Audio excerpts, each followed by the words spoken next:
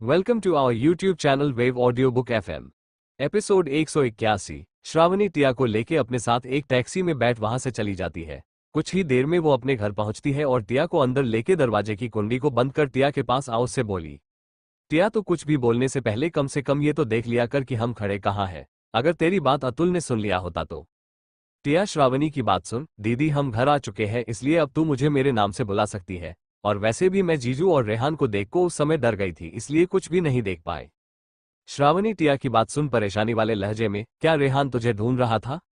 हाँ दीदी, वो पागलों की तरह मुझे ढूंढते हुए लेडीज वॉशरूम में आ गया था और सभी को डराने के लिए उसने गोली तक चला दी। चमगादड़ कहीं का इन 5 सालों में भी जरा सा भी नहीं सुधरा, कहते हुए वो मुंह बनाने लगी। श्रावणी टिया के मुंह से रेहान के लिए चमगादड़ सुन सब कुछ भूल के मुस्कुराने लगती है और ध्यान से उसे देखने लगी, रेहान के बारे में बुरा भला बोलते हुए। वो दोनों अभी बात कर ही रहे थे कि तभी दरवाजे पे नोक हुआ। श्रावणी दरवाजे की नोक को सुन घबरा गई, पर टिया उसे शांत कराते हुए बोली, रिलैक्स दीदी, मम्मी और तेरा वो शैतान होगा, मैं दरवाजा खोलती हूँ, कहके वो मुस्कुराते हुए दरवाजे को खोलती है। डोर के खुलते ही एक बहुत ही क्यूट सा बच्चा जिसकी उम्र लगभग 4 साल के आसपास थी और एक बुजुर्ग महिला अंदर आए। वो बच्चा जैसे ही अंदर आया, टिया और श्रावणी के चेहरे पे एक चमक आ गई दोनों को देख के। टिया उस बच्चे को गोद में लेने के लिए अपने घुटने के बल बैठी थी, पर फिर भी वो बच्चा टिया को पूरी तरह अवॉइड करके श्रावणी के पास चला गया। टिया का तो मुंह ही खुला रह गया खुद को उससे अवॉइड होते हुए देख। वही श्रावणी के चेहरे पे कभी ना जाने वाली ममता से भी चमक आ गई। श्रावणी उस बच्चे को तुरंत अपनी गोद में उठा लेती है और उसके गाल पे किस करते हुए बोली, कैसा है मेरा बच्चा? नानी को परेशान तो नहीं किया ना मेरे बच्चे ने?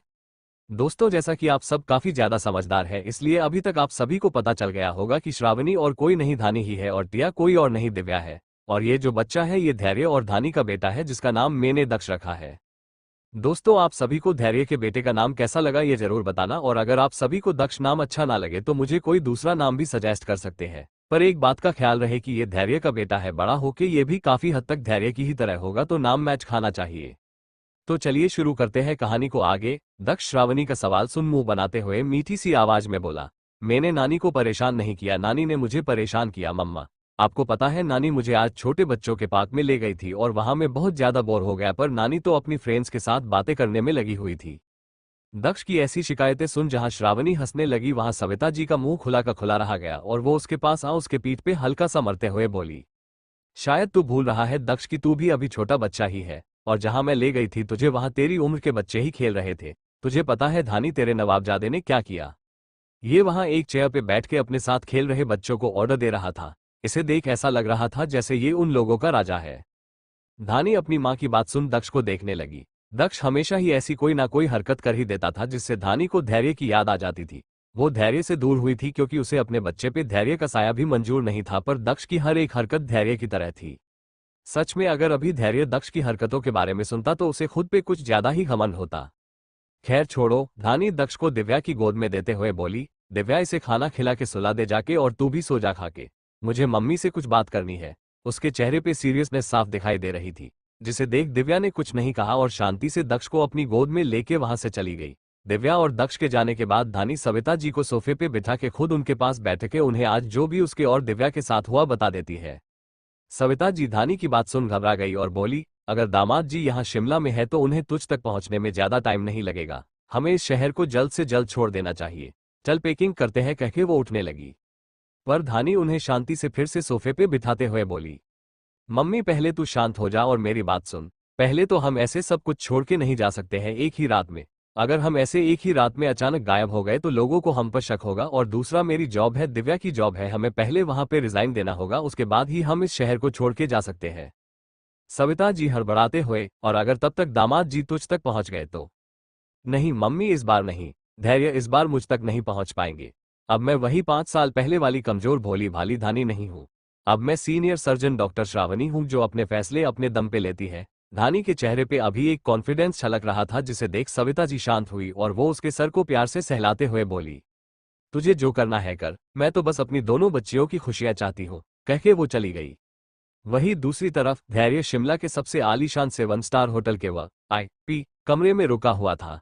इस कमरे के आसपास जितने भी कमरे थे उसमें उसके लोग और रेहान रुके हुए थे। धैर्य के कमरे में एक बहुत बड़ा स्विमिंग पूल था, एक गार्डन भी था जिसमें रंग बिरंगे फूल लगे हुए थे, और बेडरूम में एक आलिशान सा राउंड शेप का बेड था। पर धैर्य उस बेड पे नहीं बल्कि वही पास में रखे सोफे पे लेता था। इस समय उसके ऊपर की बॉडी पे एक भी कपड़ा नहीं था, उसने अभी सिर्फ अपनी पेंट को पहन के रखा था। एसी का टेम्परेचर एकदम लो पे था, जिस वजह से कमरा अभी हद से ज्यादा ठंडा था। धैर्य इस ठंडे कमरे में यूं ही सोया हुआ था। कमरे का ठंड उसके जिस्म में लगी हुई आग को शांत करने का काम कर रही थी। वो अभी सोफे पे ऐसे ही लेटा था कि तभी रूम का डोर नॉक हुआ।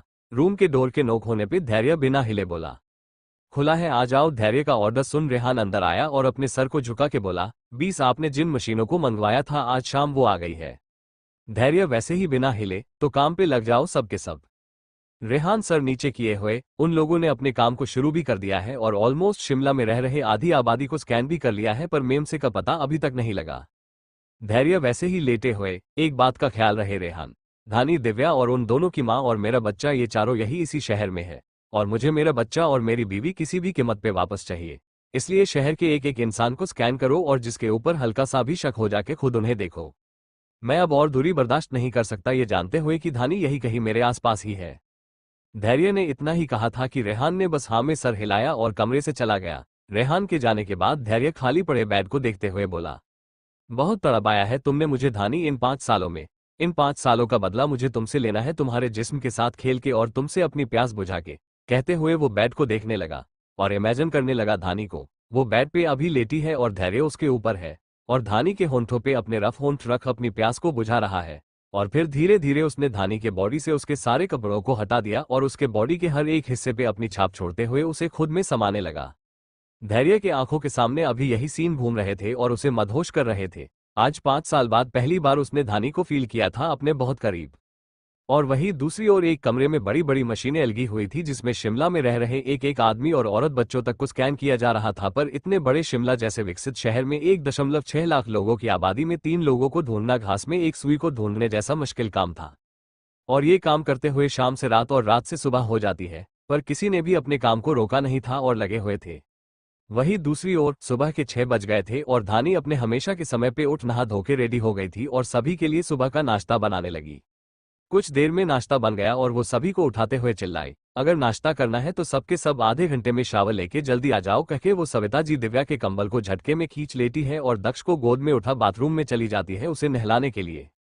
दक्ष अभी सो ही रहा था और धानी उसे नहला धुला के रेडी कर देती है। वो दक्ष को जितने देर में रेडी करती है उतने देर में सविता जी और दिव्या रेडी हुआ भी गई। सभी साथ में नाश्ता करने बैठते हैं। धानी बहुत प्यार से दक्ष को अपनी गोद में बिठा के उसे नाश्ता करा रही थी। कुछ देर में दक्ष नाश्ता करने के बाद धानी से बोला, एपिसोड 182, अब बस मम्मा और नहीं, कहके वो धानी की गोद से उतर गया और वहां से चला गया। दक्ष के जाने के बाद धानी भी नाश्ता करने लगी। सविता जी जब देखती है कि दक्ष कमरे में चला गया है तो वो बोली, धानी, दिव्या, तुम दोनों आज के आज रिजाइन कर दो जाके, इससे पहले दामाद जी हमें ढूंढ ले, हमें इस शहर को छोड़ के जाना होगा। दिव्या नाश्ता करते हुए, हाँ दीदी, मम्मी ठीक कह रही है, तू हॉस्पिटल जाते ही पहले रेजिग्नेशन लेटर देगी, उसके बाद काम करेगी। मैंने तेरे पास में लेटर लिख के रख दिया है, तुझे बस अपना साइन करके लेटर को हॉस्पिटल में सबमिट करना है। धानी नाश्ता करते हुए, मेरी फिक्र मत कर, तू बस अपना ख्याल रख। मम्मी मैं जा रही हूँ, दक्ष को टाइम स्कूल लेके चली जाना, शाम को मिलती हूँ मैं आप सबसे, कहके वो चेयर से उठ कमरे में चली जाती है। और कुछ देर बाद दिव्या और धानी दोनों निकल जाती है अपने अपने डेस्टिनेशन पे। और वहीं दूसरी तरफ रेहान पूरी रात जाग के शिमला के एक एक इंसान को स्कैन करके 1.6 लाख लोगों में से उसने करीब 150 से 200 लोगों को निकाला था, जो कि 60% तक दिव्या और धानी की तरह दिखते थे। और उनमें से भी करीब 50 लड़कियां ऐसी थी जो कि सगी बहनें थी। रेहान सुबह सुबह ही इन 50 लड़कियों की जांच पड़ताल करने के लिए खुद ही निकल पड़ता है अपनी कार लेके कुछ आदमियों के साथ। और यहाँ धैर्य शिमला की हसीन वादियों को देखने के लिए बिना किसी गार्ड या फिर कार के अकेले ही निकल गया था। उसे जब से पता चला था कि धानी यही शिमला में रहती है, तब से उसके दिल में एक आस जगी थी धानी के साथ अलने परिवार को फिर से बसाने का। वो अभी धानी के साथ अपने फ्यूचर को इमेजिन कर ही रहा था कि तभी उसका फोन रिंग करने लगा। धैर्य हसीन वादियों में खोए हुए ही फोन पिक करता है, पर फोन के दूसरी तरफ जो कहा जाता है उसे सुन उसका ओरा डरवाना और खतरनाक हो जाता है। वो तुरंत सब कुछ छोड़ होटल के लिए निकल जाता है। वो अभी कुछ दूरी पे पहुंचा ही था कि तभी उसके कान में किसी बच्चे की हंसने की आवाज आई। धैर्य के कदम उस बच्चे की आवाज को सुन खुद ही रुक गए और वो उस ओर खींचा चला गया। उस बच्चे के पास जब पहुंचा तो उस बच्चे के साथ किसी जाने पहचाने चेहरे को देख हैरान हुआ। वो उस औरत के पास जा ही रहा था कि तभी उसका फोन फिर से रिंग हुआ। धैर्य उस औरत को घूरते हुए वहां से निकल गया। कुछ देर में वो होटल पहुंच गया और उस ओर बढ़ गया जहां उसे बुलाया गया था। धैर्य अभी होटल के अंडरग्राउंड चेंबर में था, उसके सामने कुछ लोगों को बांधा गया था। वो लोग खुद को छोड़ने की विनती किए जा रहे थे पर उनकी सुनने वाला वहां कोई नहीं था। धैर्य के गार्ड्स में से एक आदमी सामने आ उससे बोला, बॉस ये वो करप्ट लोग हैं जिन्होंने दिव्या की मदद की थी झूठे आइडेंटिटी प्रूफ बनाने के लिए, और उस काम के लिए इन लोगों ने दिव्या से अच्छी खासी रकम भी ली थी। धैर्य जैसे ही गार्ड की बात सुनता है वैसे ही उसकी आंखें लाल हो जाती है। वो उन बंधे हुए लोगों को खून से लाल आंखों से देखते हुए बोला, क्या ये सच कह रहा है? क्या तुम लोगों ने पैसे खाके मेरी धानी के नाम के साथ छेड़खानी की थी? क्या तुम लोगों की मदद की वजह से ही मैं आज तक अपनी बीवी से मिल नहीं पाया? उसने दांत पिसते हुए कहा। और धैर्य की ऐसी डरावनी बातें सुन सभी डर से कांपने लगे। किसी में भी हिम्मत नहीं थी कि वो धैर्य के किसी भी बात का जवाब दे सके। आखिर धैर्य सच ही तो कह रहा था। आज से 5 साल पहले दिव्या मुंबई छोड़ के जाने से पहले कुछ करप्टेड लोगों की मदद से न सिर्फ अपना बल्कि धानी का नाम भी बदली करा लेती है।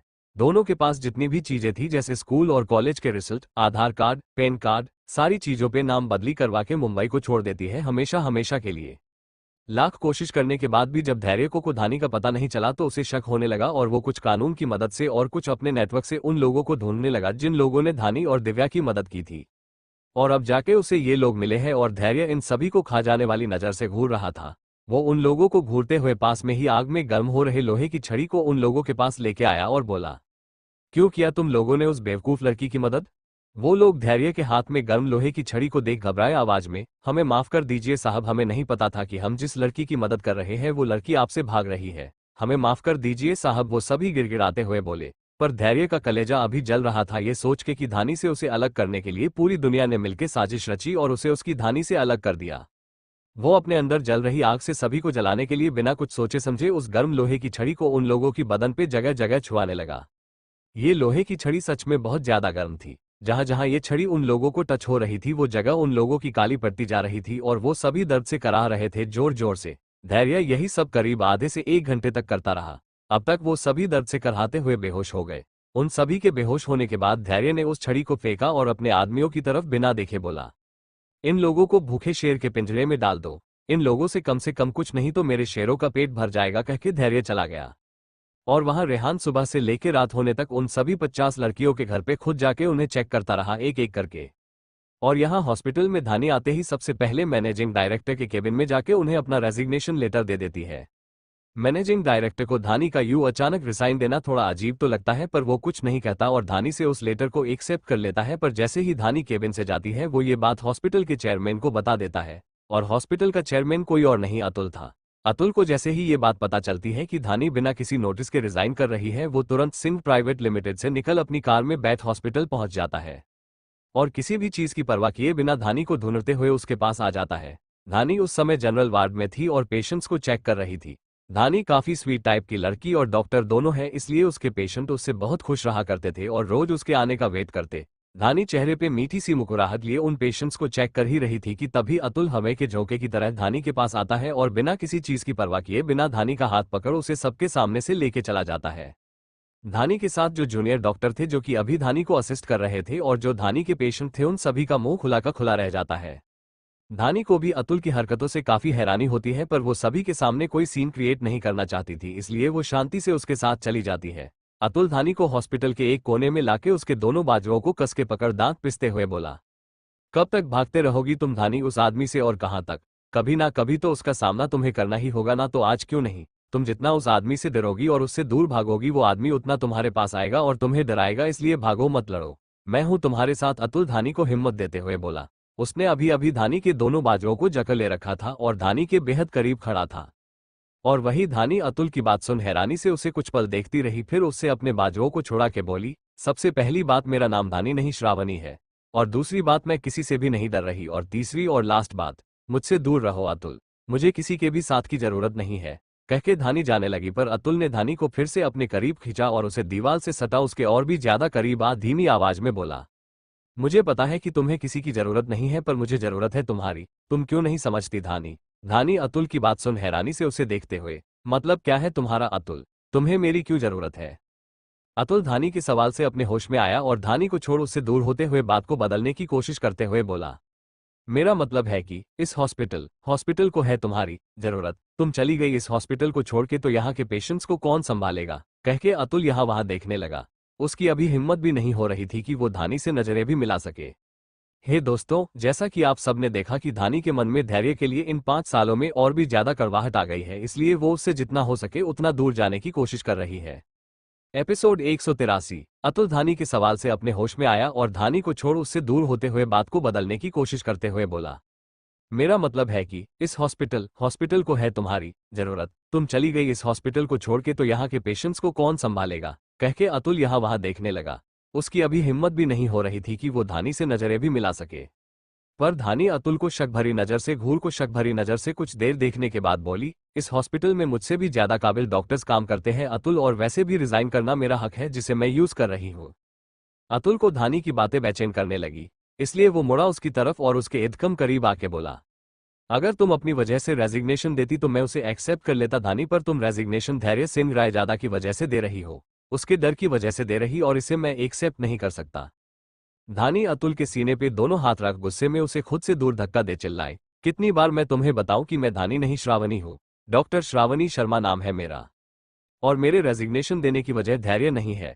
मैं खुद हूं, मैं खुद इस नौकरी से रिजाइन देके अपना खुद का नर्सिंग होम ओपन करना चाहती हूं, ताकि मैं गरीबों की मदद कर सकूं, अपनी लाइफ के मकसद को पूरा कर सकूं। कह के वो वहां से चली गई।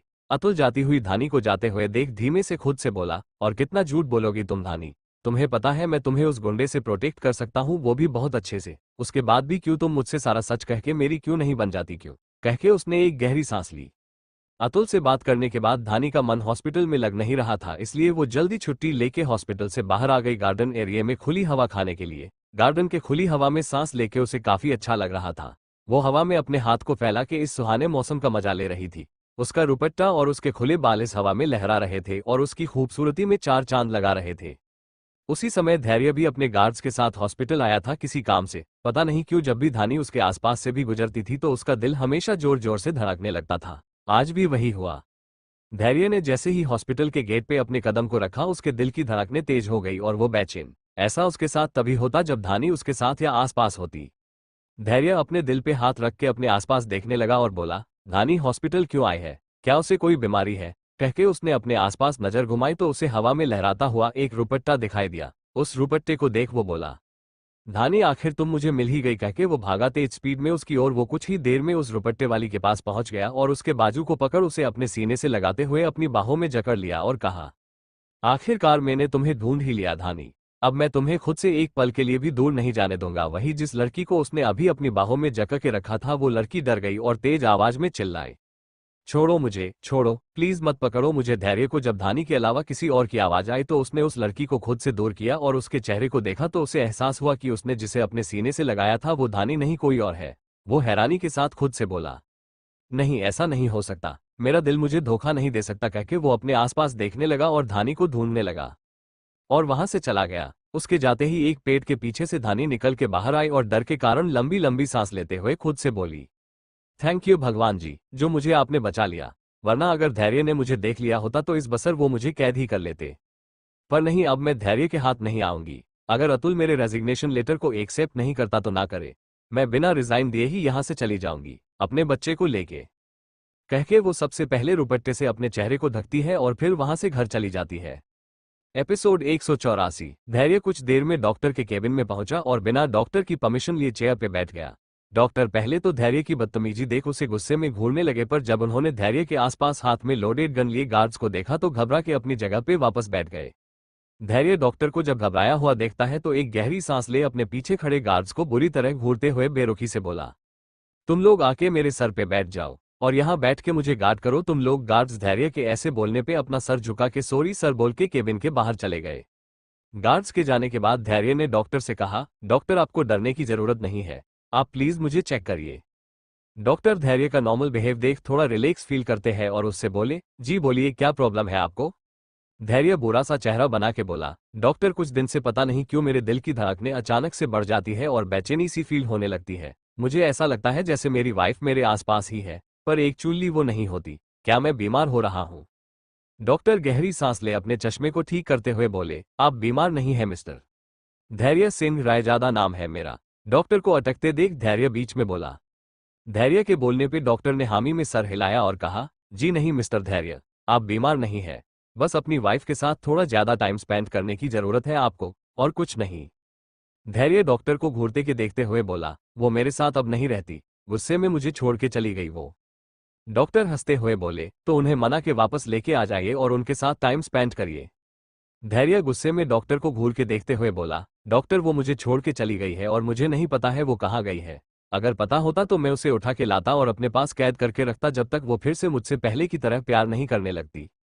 डॉक्टर की अभी सांस अटक रही थी धैर्य की ऐसी खतरनाक बातें सुन के। डॉक्टर घबराई हुई आवाज में खुद से बोले, अच्छा हुआ भाग गई, कम से कम खुली हवा में अब सांस तो ले रही होगी, कहके डॉक्टर ने धैर्य को अपने सारे दांत दिखा दिए। डॉक्टर को इतनी बुरी तरह स्माइल करता देख धैर्य का गुस्सा और बढ़ गया और उसने अपनी गन को निकाल डॉक्टर के सर पे पॉइंट करते हुए कहा, क्या हंसी आ रही है मेरी सिचुएशन पे?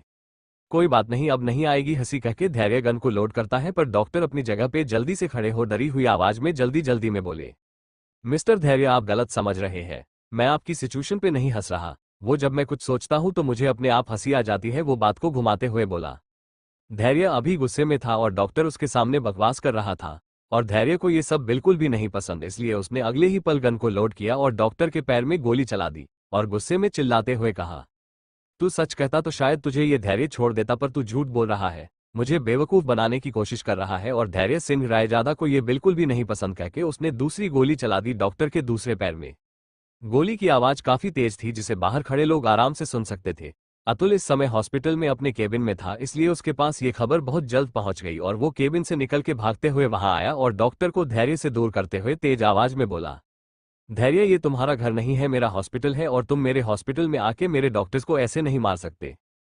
धैर्य अतुल के ऐसे बात करने पे उस पे गन पॉइंट करता हुए बोला, तेरी इतनी हिम्मत कि तू मुझसे ऐसे बात करे, कहके उसने शूट कर दिया, पर वो गोली गन से निकल के अतुल तक पहुंचती उससे पहले कोई और भी केबिन में आया और उसने धैर्य के हाथ को ऊपर की ओर कर दिया, जिससे गोली ऊपर छत पे जाके लगी। उस इंसान के और धैर्य के बीच अभी कुछ इंचेस का ही फासला था। उसने अभी अपने दोनों हाथ से धैर्य के उस हाथ को ऊपर करके रखा था जिस हस्त में गन थी। उस इंसान का चेहरा रुपट्टे से कवर था पूरी तरह, उस रुपट्टे से सिर्फ उसकी आंखें ही दिखाई दे रही थी। धैर्य इन आंखों को बहुत अच्छे से जानता था और इस टच के लिए तो वो 5 सालों से तड़प रहा था। धैर्य ने अगले ही पल उसकी कमर को अपनी मजबूत बाहों में जकड़ा और कहा, अगर पता होता कि तुम मुझे ऐसे मिलोगी तो मैं बहुत पहले ही यहाँ आके ये सब करता। कहाँ कहाँ नहीं ढूंढा तुम्हें मैंने, क्या क्या नहीं किया मैंने तुम्हें ढूंढने के लिए, पता नहीं कितनों का खून तक कर दिया मैंने तुम्हारा पता लगाने के लिए, कहते हुए धैर्य ने उसे अपनी बाहों में अपने सीने से लगा लिया। धानी ने भी कुछ नहीं कहा और धैर्य के सीने से वैसे ही लगी रही। आखिर वो भी तो इन 5 सालों तक धैर्य के लिए तड़पी थी, वो भी अपने इस पागल दीवाने की आवाज को सुनने के लिए तरसी थी। उसकी आंखों से आंसू अभी लगातार बह रहे थे। एपिसोड 185। धानी हॉस्पिटल से निकल अपने चेहरे को कवर कर अपने घर जा ही रही थी कि तभी उसका फोन रिंग करने लगा। वो मोबाइल में फ्लैश होते नंबर को देखती है तो हैरान हो बोली, ये अतुल फोन क्यों कर रहा है? अभी कुछ देर पहले ही तो मिले थे हम। वो क्यूरियोसिटी के साथ फोन पिक करती है और हेलो बोली। अतुल फोन के दूसरी तरफ से गुस्से में बोला, धानी चुपचाप मेरे केबिन में वापस आओ और अपना ये रेजिग्नेशन लेटर लेके जाओ, मुझे तुम मेरे हॉस्पिटल में ऐसा डॉक्टर वापस चाहिए। धानी गुस्से में दांत पिसते हुए बोली, अतुल मुझे कितनी बार तुम्हें बताना होगा कि मेरा नाम धानी नहीं श्रावणी है। अतुल गुस्से में जोर से चिल्लाते हुए बोला, ठीक है मिस डॉक्टर श्रावणी शर्मा, तुम धानी नहीं हो ना तो ठीक है। धैर्य अभी हॉस्पिटल आया हुआ है और मैं तुम्हारे इस रेजिग्नेशन लेटर को तुम्हारी एक फोटो के साथ उसे दे देता हूँ और उससे पूछता हूँ कि तुम धानी हो या फिर श्रावणी।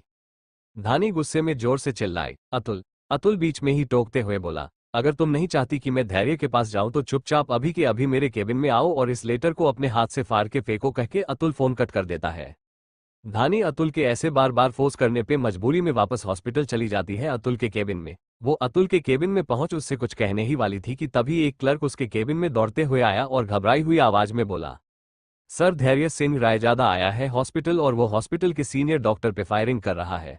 अतुल और धानी दोनों ये बात सुन हैरान रह गए। अतुल केबिन से बाहर निकलने से पहले धानी के कंधे पे हाथ रखता है और उससे बोला, केबिन से बाहर निकलने की कोशिश भी मत करना, मैं आ रहा हूं उस धैर्य को वापस भेज के, कहके अतुल चला जाता है क्लर्क के साथ।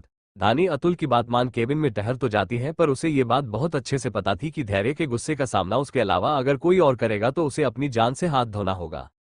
और अगर अतुल ऐसे में धैर्य ओए सामने भी गया तो धैर्य उसे पक्का मार देगा। और क्योंकि अतुल एक अच्छा इंसान था इसलिए धानी ये तो बिल्कुल भी नहीं चाहती थी कि धैर्य के गुस्से का शिकार कोई अतुल हो, इसलिए वो अपनी परवाह किए बिना वहां पहुंच गई और धैर्य के सामने आके अतुल और उस डॉक्टर को बचा के खुद फंस गई।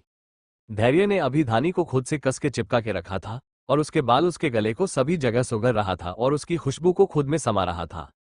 धैर्य के लिए धानी की खुशबू ड्रग्स की तरह थी, जिसे सूंघने के बाद ही उसे शांति मिलती, और आज वो इस नशे को पूरे 5 साल बाद कर रहा था। अतुल जब धानी को धैर्य की बाहों में देखता है तो हैरानी से अपनी जगह पे खड़ा हो कुछ बोलने के लिए आगे बढ़ता है, पर उसी समय धानी अतुल को अपने उंगली के इशारे से शांत रहने के लिए कहती है और आंखों ही आंखों में रिक्वेस्ट करती है कि वो किसी तरह से कोई हरकत ना करे। अतुल धानी के इन इशारों को समझ जाता है और खामोश हो खड़ा हो जाता है, अपनी नजरें दूसरी ओर किए। धैर्य कुछ देर बाद धानी को कुछ देर बाद खुद से अलग कर उसके चेहरे से रुपट्टे को धीरे हटाता है और उसके खूबसूरत से चेहरे को देखते हुए बोला, इन 5 साल में ऐसा एक पल नहीं गया जब मैं इस खूबसूरती को देखने के लिए और इसे खुद में समाने के लिए तरसा ना हो। क्यों चली गई मुझे छोड़ के? गुस्सा थी तो कुछ दिन के लिए अपनी माँ के पास चली जाती रहने, पर ऐसे चली गई कि मैं चाह के भी ढूंढ नहीं पाया। धानी अपनी नजरें नीचे किए हुए बोली, क्या आप मुझे माँ के पास खुद से दूर रहने देते? धैर्य उसके चेहरे को अपने दोनों हाथ में भर के बोला, बिल्कुल भी नहीं, तुम्हें मनाता और वापस अपने पास लेके आता। धानी धैर्य का जवाब सुन आगे कुछ नहीं कहती, बस अपने सर को नीचे कर लेती है। वैसे भी उसे जो करना है उसे धैर्य को बता के कोई फायदा नहीं है, और अगर वो उससे कुछ भी बोलेगी तो उसके मुंह से वो सारी बातें निकल ही आएंगी ना चाहते हुए भी, इसलिए वो शांत हो धैर्य जो चाहता था उसे करने दे रही थी। धैर्य धानी का हाथ पकड़ उसे अपने साथ हॉस्पिटल से लेके चला जाता है। धानी भी अपना सर नीचे किए हुए उसके पीछे चली जाती है। इस हॉस्पिटल में धानी को सभी डॉक्टर श्रावणी के नाम से जानते थे और सभी को ये पता था कि श्रावणी अभी कुंवारी है, और अभी श्रावणी को धैर्य के साथ देख सभी चौंक गए और खड़े हो उसे धैर्य के साथ जाते हुए देखने लगे। अतुल की तो गुस्से में मुट्ठियां बंद हो गई। धानी को धैर्य के साथ में ऐसे जाता देख उसे अच्छे से पता था कि एक बार अगर धानी धैर्य के साथ चली गई तो वो उसे कभी दोबारा दूर से भी नहीं देख पाएगा, इसलिए वो कुछ सोचते हुए किसी को कॉल करता है और सामने वाले को कुछ कह के फोन कट कर देता है। वो घायल डॉक्टर को हॉस्पिटल स्टाफ के भरोसे छोड़ केबिन के बाहर निकल धैर्य और धानी के पीछे चला जाता है। धैर्य धानी का हाथ पकड़ के हॉस्पिटल के बाहर पहुंचा ही था कि तभी चारों तरफ से फायरिंग होने लगती है। आम लोग फायरिंग होते देख यहां वहां भागने लगते हैं और वही धानी डर के मारे धैर्य के सीने से चिपक जाती है। धानी अभी जिस तरह से धैर्य से लिपटी थी उससे धैर्य को एक अलग सा सुकून मिल रहा था, पर यह सुकून कुछ पल की ही मेहमान थी क्योंकि उसके गार्ड्स इस फायरिंग में एक एक करके गिरने लगते हैं। धैर्य अपने लोगों को घायल होते देखता है तो धानी को अपने पीछे कर अपनी गन निकाल फायरिंग करने लगता है। फायरिंग की आवाज अभी काफी तेज थी, इसलिए धानी धैर्य के पीछे अपने दोनों कान को अपने हाथ से दबा लेती है। धैर्य धानी को प्रोटेक्ट करते हुए फायरिंग का जवाब फायरिंग से देने लगता है। एपिसोड 186। उसने धानी को अभी अपने पीछे करके रखा था ताकि धानी को एक खरोच भी ना आए। धानी भी डर की वजह से धैर्य के पीछे खड़ी हो अपने कान दबा के खुद में सिमटी हुई थी एकदम से कि तभी अचानक कोई वहां आया और धानी के हाथ को पकड़ उसके मुंह को दबा वहां से लेके चला गया। ये सब इतनी जल्दी में हुआ कि धानी को रिएक्ट करने का मौका तक नहीं मिला, और वही धैर्य अब भी फायरिंग में लगा हुआ था। उसे तो एहसास भी नहीं हुआ कि धानी उससे फिर से दूर चली गई। उस आदमी के धानी को लेके जाने के बाद शूटर्स भी फायरिंग करते हुए वहां से भाग जाते हैं। एकाएक वहां का माहौल पूरी तरह से शांत हो जाता है। धैर्य हैरान था इन सारी चीजों से, पर वो खुद को झटक पीछे पलट के जब देखता है तो और भी ज्यादा हैरान हो जाता है और गुस्से में जोर जोर से चिल्लाते हुए बोला, धानी धानी कहाँ चली गई तुम? वापस आओ अभी के अभी। धानी, वो अपनी पूरी ताकत लगा के चिल्लाया। दोस्तों, ये आदमी कोई और नहीं अतुल था जिसके ऑर्डर्स पे अचानक फायरिंग हुई थी, जिससे धैर्य ने धानी के हाथ को छोड़ दिया और जिसका फायदा उठाया अतुल ने। उसने अभी धानी को एक पीले के सहारे खड़ा करके उसके मुंह को उसने दबा के रखा था। धानी लगातार खुद से उसे दूर करने की कोशिश कर रही थी पर अतुल हिल भी नहीं रहा था। तभी धानी को धैर्य की आवाज सुनाई देती है जो कि उसे ही बुला रहा था पागलों की तरह, पर अतुल की पकड़ उस पर इतनी मजबूत थी कि वो हिल भी नहीं पा रही थी। अतुल जब देखता है कि धैर्य धानी को ढूंढने के लिए उसी की तरफ आ रहा है तो वो धानी के कान में धीरे से बोला, जितना लड़ना है झगड़ना है बात कर लेना, अभी धैर्य आ रहा है इसी तरफ, चुपचाप चलो मेरे साथ, अगर तुम्हें उसके पास वापस नहीं जाना तो कहके वो धानी के मुंह से अपने हाथ को हटाता है। धानी उसे हैरानी और गुस्से से कुछ देर देखती है और जाने के लिए अपने कदम को बढ़ाती है कि तभी सामने से उसे धैर्य आते हुए दिखाई देता है। धैर्य को देख वो अपनी जगह पे जम सी जाती है। अतुल धानी को अपनी जगह पे जमा हुआ महसूस कर सकता था, इसलिए उसने धानी के हामी का वेट तक नहीं किया और उसके हाथ को पकड़ उसे अपने साथ वहां से लेके चला गया। धैर्य भी कुछ देर बाद उस जगह आया और उसे वहां धानी के रुपट्टे का टुकड़ा मिला। धैर्य उस टुकड़े को देखते हुए गुस्से में दांत पिसके खुद से बोला, तुम जो कोई भी हो जिसने मुझसे मेरी धानी को अलग करने की साजिश रची है, जिस दिन तुम्हारी गर्दन मेरे हाथ में आए मैं उसे दिन गर्दन को तोड़ दूंगा, किसी गाजर की तरह कहके वो और भी चीजें ढूंढने लगा जिससे उसे धानी तक पहुंचने में मदद मिले। वहीं दूसरी तरफ अतुल धानी को अपनी कार में बिठा के वहां से लेके चला जाता है। धानी पूरे रास्ते एकदम खामोश थी। उसकी आंखों के सामने बार बार धैर्य का चेहरा घूम रहा था। उसकी वो दर्द से भरी आंखों में अपने लिए पहले की ही तरह नशा दिखाई दे रहा था। एक पागलपन जो उसमें हमेशा से उसके लिए था वो आज भी उसने महसूस किया था और इन्हीं सारी चीजों ने उसे खामोश कर दिया था। अतुल कार ड्राइव करते हुए बार बार धानी की ओर देख रहा था और वेट कर रहा था कि वो कुछ बोले, पर वो शांत थी, कुछ नहीं कह रही थी वो। अतुल कुछ देर तो शांत रहता है, पर फिर उससे रहा नहीं गया और उसने कहा, अगर तुम उसके पास वापस जाने की सोच रही हो तो तुम्हें अपने करियर के बारे में भूल जाना चाहिए, क्योंकि जहां तक मैंने उसे जाना है वो तुम्हारे लिए ओबेस्ड है और तुम 5 सालों से उससे दूर हो, और अगर अब तुम उसके पास गई तो तुम सिर्फ उसके बिस्तर को गर्म करने का सिर्फ एक जरिया ही बनके रह जाओगी। धानी अतुल को बुरी तरह से घूरते हुए बोली, जानती हूं मैं कि धैर्य मेरे लिए ओबेज है, पर मेरी फिक्र भी वो करते हैं साथ में। और जहां तक रही बात उनके साथ रह के करियर के बर्बाद होने की बात, तो तुम्हें तुम्हारी जानकारी के लिए मैं ये तुम्हें बता दूं कि धैर्य मेरी खुशी के लिए एक पूरा हॉस्पिटल बनवाने की ताकत रखते हैं। ओबेशन में भी उनका प्यार कभी कम नहीं हुआ मेरे लिए, ना पहले और ना ही अब। अतुल की पकड़ स्टीयरिंग व्हील पे मजबूत हो जाती है धानी के मुंह से धैर्य की तारीफ सुन के, पर वो खुद को संभालता है और बोला, अगर ऐसी बात है तो क्यों नहीं जा रही उसके पास तुम, क्यों उससे भागने की हर एक कोशिश कर रही हो तुम। धानी सामने की ओर देखते हुए अपने हाथ एक दूसरे में बंधती है और बोली, वो मेरी अपनी पर्सनल प्रॉब्लम है जिसे मैं तुमसे शेयर नहीं करना चाहती हूँ। अतुल ड्राइव करते हुए एक नज़र धानी को देख के फीकी मुस्कान करता है और बोला, कमाल की बात है तुम्हारे लिए, मैंने कुछ देर पहले अंधाधुंध फायरिंग अपने ही हॉस्पिटल के बाहर करवाए, खुद की जान को खतरे में डाल के तुम्हें उस धैर्य से आज़ाद करवाया, उसके बाद भी तुम्हारे लिए मेरी कोई औकात नहीं है। धानी हैरानी से अतुल को देखने लगी कुछ देर तक और बोली, कुछ देर पहले हॉस्पिटल के बाहर ये जो फायरिंग हुई थी इसे तुमने कराया था, पर क्यों? अतुल एक झटके के साथ कार रोकता है और धानी की आंखों में देखते हुए बोला, क्या तुम अब भी नहीं समझ पा रही कि क्यों किया मैंने ये सब, क्यों मैंने सभी की जान को खतरे में डाल के तुम्हें बचाया। एपिसोड 187। धानी अतुल को उंगली दिखाते हुए बीच में ही रोकते हुए बोली, एक और शब्द आगे मत कहना, मुझे नहीं सुनना है कुछ भी तुमसे, कहके वो कार से उतर गई और जाने लगी वहां से। अतुल धानी को यूं बीच रास्ते में कार से उतरते हुए देखता है तो खुद भी कार से निकल उसके पास दौड़ते हुए आया और उसके बाजू को पकड़ उसे रोकते हुए बोला, धानी तुम बीच सड़क पे ऐसे कैसे कार से उतर सकती हो, भूलो मत धैर्य तुम्हें अब भी ढूंढ रहा है अपने कैद में करने के लिए। धानी अतुल से अपने हाथ को एक झटके के साथ छुड़ाते हुए बोली, वो मेरे और मेरे पति के बीच की बात है अतुल, और मैं ये बिल्कुल भी नहीं चाहूंगी कि कोई तीसरा हमारे बीच की मिसअंडरस्टैंडिंग का फायदा उठाए। अतुल के एक्सप्रेशन धानी की ये बात सुन के एकदम सख्त हो जाते हैं, वो उसके दोनों बाजुओं को पकड़ अपने करीब करता है और दांत पिसते हुए बोला, आखिर ऐसी भी क्या खासियत है उस धैर्य में कि तुम उससे दूर होने के बावजूद उससे इतनी जुड़ी हुई हो और मेरे इतने नजदीक होने के बावजूद कितनी दूर हो, क्यों? कहते हुए उसने अपनी पकड़ उसके बाजुओं पे और भी मजबूत कर दी। धानी को उसके ऐसे पकड़ने पे बहुत दर्द हो रहा था, उस दर्द की वजह से उसके आंख में नमी आ गई, पर उसने खुद कंट्रोल किया और अतुल से बोली, अतुल हाथ छोड़ो मेरा, मुझे तुमसे कोई बात नहीं करनी। अतुल गुस्से में उसके दोनों बाजू पे अपनी पकड़ और भी मजबूत करते हुए बोला, क्यों नहीं बात करना है तुम्हें धानी, क्यों? क्या कमी है मुझ में?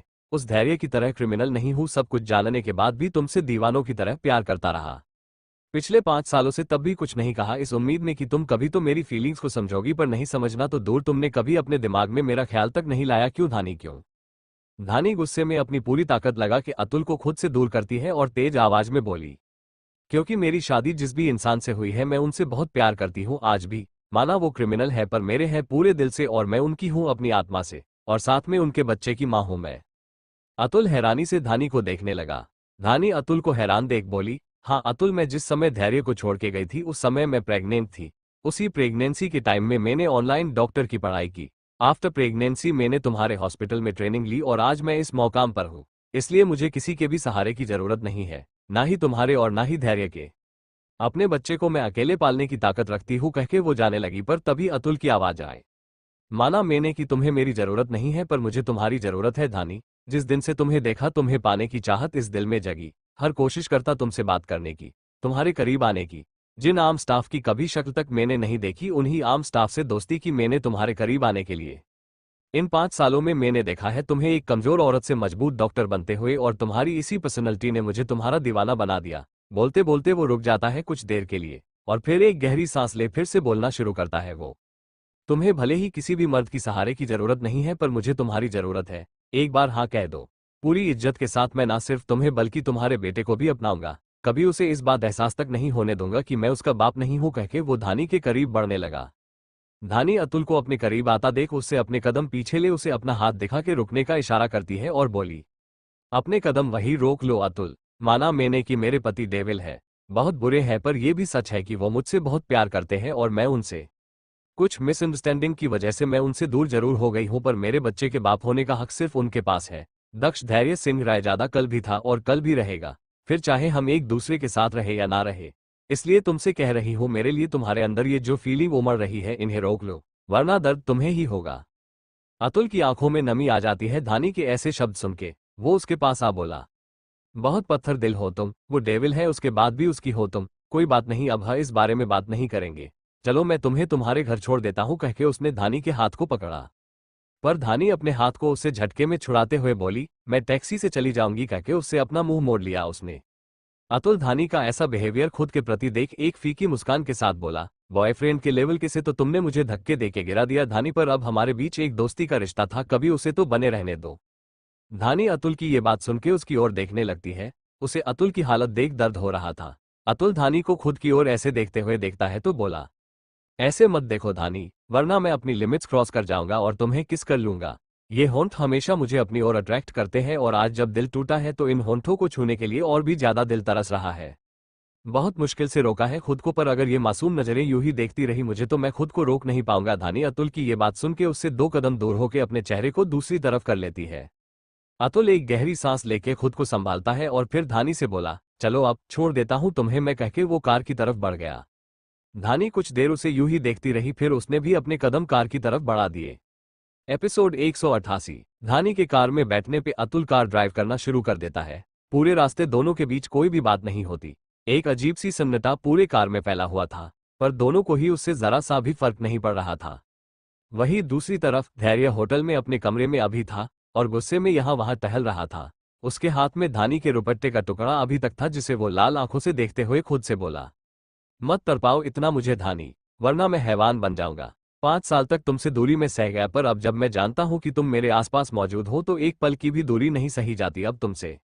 इससे पहले कि तुम्हारा ये पागल आशिक हैवान बन जाए मेरे पास आ जाओ, आ जाओ धानी। वो दांत पिसते हुए बोला। कुछ हॉस्पिटल में जब धानी उसे मिली तो उसे लगा कि उसकी सारी दुनिया में अब खुशियों के रंग फिर से खिल जाएंगे, पर अब जब धानी उससे फिर से दूर हो गई तो उसके वही ख्याल उसे चिढ़ा रहे थे और उसका मजाक बना रहे थे।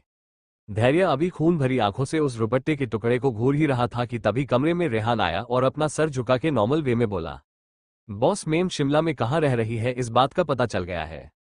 धैर्य हैरानी से उसे देखते हुए बोला, तो तुम यहाँ मुझे क्यों ये बात बताने आए हो, उसके पास क्यों नहीं गए। रेहान सर नीचे किए हुए वैसे ही नॉर्मल वे में बोला, मेम आपसे नाराज है और इस हाल में अगर आप उनके पास जाए और उन्हें मना के अपने पास वापस लाए तो ज्यादा अच्छा होगा। धैर्य एक गहरी सांस लेके खुद को शांत करने की कोशिश करते हुए बोला, रेहान 5 साल पहले तुमने अगर अपनी मोहब्बत के कारण मेरी मोहब्बत को मुझसे दूर नहीं किया होता तो आज मैं अपनी धानी और अपने बच्चे के साथ होता।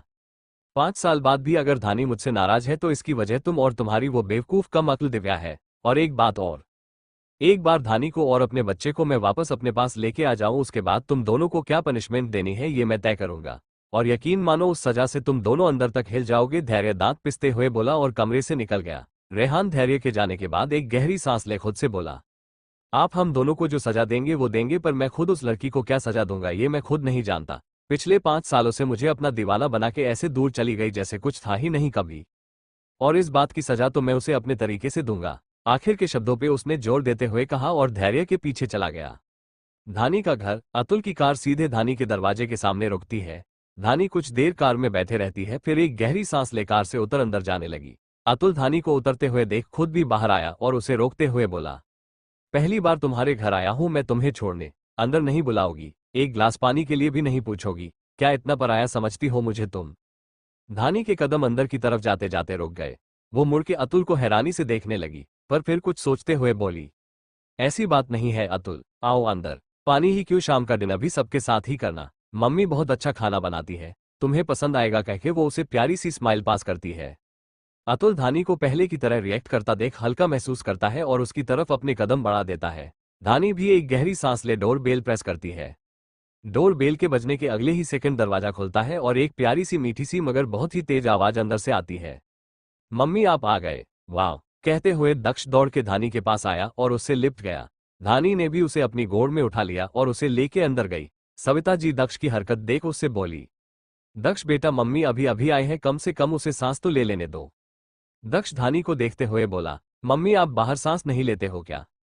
धानी दक्ष को गोद में अच्छे से संभालते हुए उसके फोरहेड पे किस करते हुए बोली, जहां आप ना हो वहां मैं सांस कैसे ले सकती हूँ, आपको पता है ना आप मेरी सांसें हैं, कहके वो दक्ष को खुद से चिपका लेती है कस के। सविता जी धानी और दक्ष से अपना ध्यान हटा के अतुल की ओर देखती है कुछ देर और फिर धानी से पूछती है, अपने दोस्त को भी अंदर आने के लिए कहो। धानी को सविता जी की बात सुन याद आता है कि उसके साथ अतुल भी था, जो कि अब भी बाहर खड़ा है और उसके कहने का वेट कर रहा है। धानी अतुल की ओर देखते हुए बोली, अतुल आई एम सॉरी, मैं भूल गई तुम्हें अंदर बुलाना, प्लीज अंदर आओ ना। अतुल धानी के बुलाने पे अंदर आया और आते ही उसने सबसे पहले सविता जी के पांव को टच किया। सविता जी अतुल के सर पे आशीर्वाद के लिए हाथ तो रखती है, पर हैरानी के साथ वो धानी को भी देखने लगी। धानी ने उन्हें आंखों से सब कुछ ठीक होने का इशारा किया और दक्ष के लेके सोफे पे बैठ गई। धानी के इशारे को समझ सविता जी को थोड़ा हल्का महसूस हुआ और वो अतुल से बोली, अरे बेटा तुम ऐसे मेरे पांव मत टच करो, अंदर आओ सोफे पे बैठो, मैं तुम दोनों के लिए कॉफी लाती हूँ। अतुल चेहरे पे प्यारी सी स्माइल लिए हुए बोला, जी आंटी कहके वो धानी के साथ उससे थोड़ी दूर बना के सोफे पे बैठ गया। दक्ष अतुल को धानी के साथ बैठा हुआ देख सर्द नजरों से घूरते हुए बोला, मम्मी आप थक गए होंगे ना, तो जाके आप फ्रेश होके आ जाओ, तब तक मैं अंकल के साथ थोड़ी मर्दों वाली बातें कर लेता हूँ। धानी और अतुल दोनों दक्ष की बातें सुन हैरानी से उसे देखने लगे। दक्ष दोनों को खुद की तरफ देखते हुए देखता है तो बात को बदलते हुए बोला, ओफो मम्मी ऐसे मुझे आप मत घुरो वरना मैं सुसु कर दूंगा अपनी चड्डी में। धानी और अतुल दोनों दक्ष की बात सुन हंसने लगे। धानी दक्ष को सोफे पे बिठा उसके गाल पे किस कर बोली, मैं फ्रेश होके आती हूँ, तब तक आप अंकल से बातें करो, पर उन्हें परेशान मत करना। ओक एपिसोड 189 कहके धानी वहां से चली जाती है। धानी के जाते ही क्यूट सा दिखने वाले छोटे से दक्ष का ऑरा अचानक सर्द हो जाता है। वो सोफे पे किसी राजा की तरह एक पैर पे दूसरे पैर को चढ़ा के बैठते हुए अपनी सर्द नजरों से अतुल को देखने लगा। अतुल तो हैरान था पूरी तरह से दक्ष के बदले हुए रूप को देख के। दक्ष कुछ देर तक अतुल को सर्द नजरों से घूर के देखता है और फिर बिना किसी भाव के बोला, मेरी मम्मी से दूर रहो, उनपे सिर्फ मेरा डेट का हक है। अतुल हैरान नजरों से दक्ष को देखते हुए बोला, आप अपने डेट से मिले हो, आपको पता है आपके डेट कौन है? दक्ष सीधे लफ्जों में बोला, नहीं मैं उनसे मिला नहीं हूं आज तक, पर चाहे जो हो भी हो मेरे रियल डेट ही मेरे मम्मी के पास आ सकते हैं और उनसे बातें कर सकते हैं, और जब तक वो नहीं आते इस घर का अकेला मर्द होने के नाते मेरा फर्ज बनता है कि मैं अपनी मम्मी को प्रोटेक्ट करूं अजनबियों से। इसलिए आपसे मैं कह रहा हूं उनसे दूर रहिए। कहके वो अतुल से अपनी नजरें फेर लेता है और अतुल तो कुछ देर के लिए सदमे में ही चला जाता है। उसे अभी ऐसा लग रहा था जैसे वो टाइम ट्रेवल करके टाइम में बहुत पीछे चला गया है और छोटे से धैर्य से मिल रहा है और उसके सामने बैठ के इंटरव्यू दे रहा है और धैर्य उसे बुरी तरह से रिजेक्ट कर रहा है। वही ओरा, वही सर्द नजरें, वही अकड़, सब कुछ धैर्य की तरह। आज तक दक्ष और धैर्य कभी एक दूसरे से मिले तक नहीं, पर फिर भी दोनों में इतनी सिमिलरिटी है और एक बार मिल गए तो खुदा ही जाने दोनों बाप बेटे मिलके क्या करेंगे साथ में। अतुल के दिमाग में अभी यही सब चल रहा था कि तभी डोर खुला और वहां से किसी की आवाज आए, लिटिल डेविल क्यों अपनी हरकतों से सबको डराते रहता है तू? कहते हुए दिव्या घर में एंटर करती है और पर्स को उठा के साइड टेबल पे रख अतुल से बोली, सर प्लीज आप इस लिटिल डेविल की बात का बुरा मत मानिए, ये ऐसा ही है, सभी को ऐसे ही डराता है दीदी को छोड़ के। कहके वो हंसने लगी और वही दक्ष दिव्या को घूरने लगा अपनी छोटी छोटी आंखों से। दिव्या दक्ष को घूरते हुए देख उसे अपनी गोद में बिठा उसके गाल पे किस करते हुए बोली, लिटिल डेविल प्लीज अपनी इन छोटी छोटी नजरों से मासी को मत डराओ वरना मासी रात में सो नहीं पाएगी। कहके वो उसके बाल को बिखरने लगी। दक्ष अब भी दिव्या को घूर रहा था बुरी तरह से। उसे बिल्कुल भी नहीं पसंद कि कोई उसके बाल में हाथ घुमाए ऐसे, और ये बात उसकी मासी को पता है, पर फिर भी वो उसे इरिटेट करने के लिए उसके बाल खराब कर रही है, इसलिए वो उसे अभी बुरी तरह से घूर रहा था। और अतुल ये सब देख हैरान था। कुछ देर में धानी चेंज करके आती है वहां और अपने बालों को फोल्ड करते हुए बोली, दिव्या जा फ्रेश हो जा, मैं तब तक डिनर डाइनिंग टेबल पे रखती हूँ, और अतुल तुम भी जाओ फ्रेश हो जाओ, सब साथ में डिनर करेंगे। कहके वो मुस्कुराती है। दक्ष धानी की आवाज सुन दिव्या की गोद से उतर धानी के पास भाग के आता है और उससे शिकायत करते हुए बोला, मम्मी देखो ना, मासी ने मेरे बाल को फिर से बिखेर दिया। कहते हुए वो दिव्या को घूरने लगा। धानी दक्ष को गोद में उठा उसके बाल ठीक करते हुए बोली, ऐसे छोटी छोटी बात पे गुस्सा नहीं करते, चलो अब डिनर कर लो। कहके वो उसे लेके डाइनिंग टेबल के पास जाए एक चेयर पे बिठा देती है। कुछ देर में सभी साथ में खाना खाने लगते हैं। अतुल खाना खाते हुए बीच बीच में अपनी नजर उठा धानी को देखता, पर जब अगले ही पल उसकी नजर दक्ष पे जाती तो वो फिर से अपने खाने पे फोकस करने लगता था, क्योंकि दक्ष खाते हुए लगातार अतुल को ही घूर रहा था। कुछ समय बाद सभी डिनर कर लेते हैं। दिव्या डिनर करने के बाद अपने कमरे में जाके अपना काम करने लगती है। सविता जी भी दक्ष को लेके नाइट वॉक के लिए चली जाती है। धानी सबके जाने के बाद डाइनिंग टेबल के साफ करने लगी, पर तभी अतुल ने उसके हाथ से बर्तन को लेते हुए कहा, दो मैं भी तुम्हारी मदद कर देता हूं। कहते हुए वो उसके हाथ को टच करने की कोशिश करता है जिसे धानी अच्छे से महसूस कर पा रही थी, इसलिए वो उसके हाथ में बर्तन को दे 2 कदम पीछे होते हुए बोली, अतुल अब काफी रात हो गई है इसलिए तुम्हें अब जाना चाहिए। अतुल बर्तन को वॉश बेसिन में रखते हुए बोला, घर पे जाके क्या ही करना है धानी, जाके बस पैर पसार के सोना ही है, और वैसे भी आज आखिरी दिन है इसलिए अपने साथ और कुछ समय टाइम स्पेंड करने का मौका दे दो, इसके बाद पता नहीं मौका मिले या ना मिले। धानी अतुल की बात सुन हैरानी से उसे देखने लगी कुछ देर तक और फिर कुछ देर बाद बोली, मैं समझी नहीं अतुल, क्या मतलब है तुम्हारा? अतुल फीकी मुस्कान के साथ बोला, मैंने तुम्हारा रेजिग्नेशन लेटर एक्सेप्ट कर लिया है। आज जो भी हुआ हॉस्पिटल में उसके बाद मैं खुद भी नहीं चाहता कि तुम शिमला में और रहो। पर धानी मेरी एक रिक्वेस्ट है, अगर तुम मानो तो। धानी कंफ्यूजन में बोली, कैसी रिक्वेस्ट? शिमला से कुछ दूरी पे एक छोटा सा गांव है जहां मेरा एक नर्सिंग होम है। उस नर्सिंग होम को तुम जैसे अच्छे और वेल एजुकेटेड डॉक्टर्स की जरूरत है। अगर तुम चाहो तो मेरे उस नर्सिंग होम को तुम संभाल सकती हो। धानी संकोच में बोली, अतुल तुम्हें मेरे लिए ऐसे परेशान होने की जरूरत नहीं है। मैं देख अपनी प्रॉब्लम से लड़ना जानती हूँ। अतुल हल्की सी मुस्कान के साथ बोला, जानता हूं मैं ये बात बहुत अच्छे से। और यकीन मानो ये सब मैं तुम्हारे लिए नहीं अपने लिए कर रहा हूं। तुम उस नर्सिंग होम को संभालोगी तो मुझे पहले तो ना ही उस नर्सिंग होम की फिक्र होगी और उसी बहाने मैं कभी कभी तुमसे भी मिलने आ जाया करूंगा। अतुल अभी धानी से बहुत प्यार से बात कर रहा था। उसकी बातों का जवाब धानी कैसे दे उसे समझ में ही नहीं आ रहा था। वो कुछ देर तक वैसे ही शांत खड़ी रही और फिर बोली, मैं सोच के बताऊंगी अतुल, अभी मुझे काम करने हैं घर के। कहके वो सारे झूठे बर्तनों को वॉशबेसिन में लेके गई और उन्हें साफ करने लगी। अतुल भी धानी के साथ बर्तनों को साफ करने लगा। धानी को अतुल का बिहेवियर थोड़ा अजीब सा लग रहा था, पर वो किसी तरह का मिसबिहेव नहीं कर रहा था, इसलिए वो उसे कुछ नहीं कहती और उसे अपनी मदद करने देती है। वो अभी बर्तन साफ कर ही रही थी कि तभी उसके आंख में डिशवॉशर का झाग चला जाता है, जिससे उसकी चीख निकल जाती है। अतुल धानी को चीखते देख उससे बोला, धानी क्या हुआ, तुम ठीक तो हो ना? धानी होने आंख को मलते हुए बोली, आंख बहुत जल रही है। झाग के छिट्टे चले गए। अतुल धानी को अपने करीब कर उसके चेहरे को हल्का सा उठा उसके हाथ हटाते हुए बोला, धानी रिलैक्स, मैं क्लीन करता हूं तुम्हारी आंखों को। सीधे खड़ी रहो। कहके वो धानी के चेहरे को एक हाथ से अपने हाथ में भर उसके उस आंख को होने दूसरे हाथ से खोल उसमें फूंक मारने लगता है। धानी को अभी आंख में काफी ज्यादा जलन हो रही थी, इसलिए उसने अभी अतुल की स्लीव्स को जोर से पकड़ के रखा था। दोनों को दूर से देख के ऐसा लग रहा था जैसे दोनों अभी एक दूसरे को किस कर रहे हैं। उसी समय जोर के आवाज के साथ डोर खुलता है और कोई पूरे अधिकार के साथ अंदर आ दोनों को जलती हुई नजरों से घूरने लगा। इस आवाज की वजह से दिव्या कमरे से बाहर निकल भाग के बाहर आई और सामने खड़े लोगों को देख डर से कांपने लगी। क्योंकि धानी को आंख में अभी भी जलन हो रही थी, इसलिए वो वैसे ही खड़ी थी अतुल की स्लीव्स को पके हुए, और अतुल धानी के चेहरे को अपने हाथ में थामे हुए उस आदमी को हैरान भरी नजरों से देख रहा था। एपिसोड 190। धैर्य अपने लग्जरियस कार से उतर आसपास के माहौल को देखते हुए रेहान से बोला, आर यू श्योर रेहान, धानी यही रहती है? रेहान सर झुकाए हुए बोला, यस बॉस, वो रहा मेम का घर। वो एक जगह उंगली को पॉइंट करते हुए बोला। धैर्य के चेहरे पे छोटी सी मुस्कुराहट आ गई, ये जान के कि अब वो धानी से फाइनली मिल पाएगा। वो यही सब सोचते हुए आगे बढ़ गया। उसके गार्ड्स उसे आम लोगों से प्रोटेक्ट कराते हुए उसके लिए रास्ता बनाने लगे। कुछ देर में धैर्य एक छोटे से घर के सामने खड़ा हो उस घर को ध्यान से देखते हुए बोला, तुम श्योर तो हो ना रेहान की धानी यही रहती है?